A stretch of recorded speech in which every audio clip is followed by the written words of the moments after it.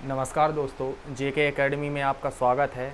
आज मैं आपके लिए लेके आया हूँ वीडियो क्रमांक 5, जिसमें हम आज पढ़ रहे हैं विलोम शब्द और अनेक शब्दों के लिए एक शब्द के बाद में 4 वीडियो अभी तक हम कंप्लीट कर चुके हैं। इसके बाद में हम समोच्चरित भिन्नार्थक शब्द पढ़ेंगे।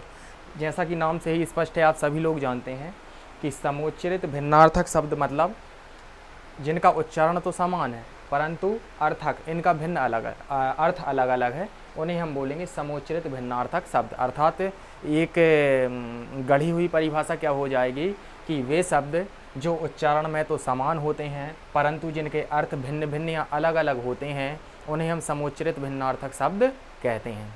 इन्हीं पे अब हम आते हैं। जैसे नॉर्मली हम देखते हैं, हमने देखे भी हैं, पर्यायवाची शब्द पढ़े हैं, भिन्न शब्द पढ़े हैं, तो वहाँ पे हम अनिल पढ़ते हैं। अनिल मतलब हमने पढ़ा है हवा का पर्यायवाची है, और जो अनल है वो आग का पर्यायवाची है। तो एक उदाहरण के माध्यम से अब आप समझ गए होंगे कि ये किस प्रकार से हैं। तो सबसे पहला हमने वही पढ़ेंगे कि अनिल मतलब होता है हवा और अनल मतलब होता है अग्नि। अग्नि या आग तत्सम तद्भव पढ़ेंगे जब ये और क्लियरिफाई हो जाएगा, लेकिन अभी अनिल मतलब हवा है और अनल मतलब है आग।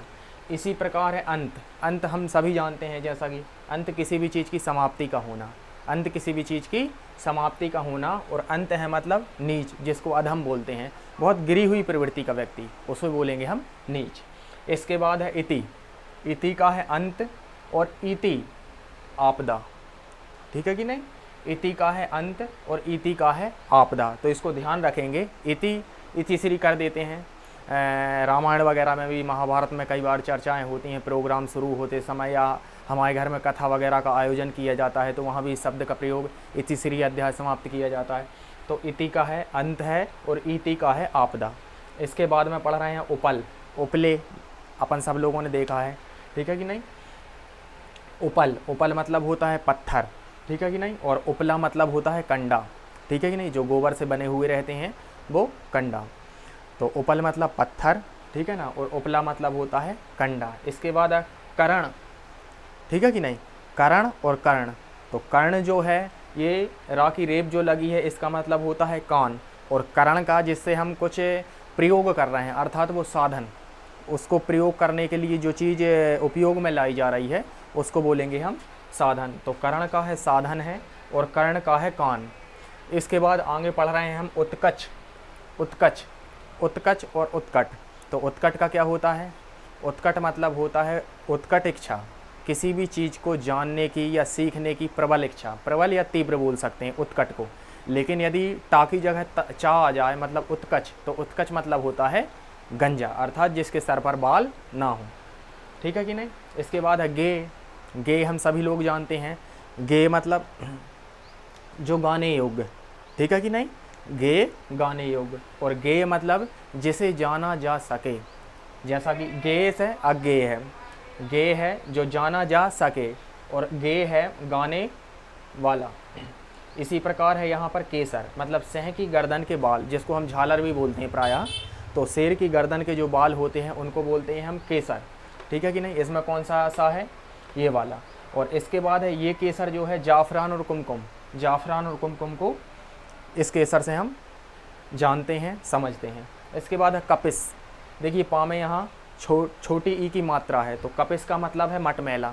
कपिस मतलब मटमैला। और यदि कपीस की बात की जाए तो कपीस अर्थात कपी के ईस, अर्थात कौन, वानरों में जो सर्वोत्तम, अर्थात हनुमान जी, सुग्रीव वगैरह भी यहाँ पर लिखा जा सकता है, ठीक है कि नहीं। ये है, तो कपिस मटमैला और कपीस हो गया हनुमान। इसके आगे पढ़ रहे हैं चरित। जीवन चरित और जीवन चरित्र। तो जीवन चरित, चरित मतलब होता है जीवनी, चरित मतलब जीवनी, और चरित्र मतलब होता है आचरण। चरित्र मतलब आचरण। इसके बाद है चिर। चिरकाल से चला आ रहा है, अर्थात दीर्घ काल से, बहुत पुराना, पुराने के उसमें भी प्रयोग कर सकते हैं इसको, महा के अर्थ में भी प्रयोग कर सकते हैं, बड़े के अर्थ में भी और महत के अर्थ में भी, ये इसके पर्याय हो जाएंगे। जैसे दीर्घ के बाद है महा, बड़ा, महत, बहुत बड़ा, बृहद, इस टाइप से। लेकिन अभी हम ये समझेंगे चिर मतलब दीर्घ है और चीर मतलब कपड़ा, ठीक है ना। इसके बाद है जरठ। जरठ मतलब क्या है, बूढ़ा, ठीक है कि नहीं। और जठर, जठर मतलब पेट। बोलते हैं पेट में लगने वाली आग अर्थात भूख, उसको बोलते हैं जठराग्नि। ठीक है कि नहीं। और जरठ मतलब होता है बूढ़ा। अनेक शब्दों के लिए एक शब्द में भी हमने पढ़ा है, पीछे मैंने आपको बताया है कि जरठ मतलब बूढ़ा, अजर, इसके लिए अजर, जो कभी बूढ़ा ना हो अजर, और जो कभी ना मरे उसके लिए अमर। इसके बाद है दशन। दशन मतलब होता है क्या है, काटना, जैसे सर्प दशन बोल देते हैं। और दंसन, दंसन मतलब होता है दांत, ठीक है कि नहीं। दशन मतलब है काटना और दंसन मतलब है दांत। इसके बाद है तरंग। तरंग मतलब लहर, तरंग मतलब लहर। और तुरंग मतलब होता है घोड़ा, ठीक है कि नहीं। तुरंग मतलब घोड़ा। तो ये लगभग हम इनके अंतर्गत हमने पढ़ा है समुच्चरित भिन्नार्थक शब्दों के अंतर्गत। अब हम फटाफट इनका रिवीजन भी कर लेते हैं ताकि ये व्यवहार में आ जाएं, हम बोलचाल में भी इनको प्रयोग कर सकें, और ऐसे ही मतलब कहना चाहिए कि बातों बातों में ये हमको याद हो जाएं, ठीक है कि नहीं। अनिल, अनिल मतलब हवा, अनल मतलब अग्नि।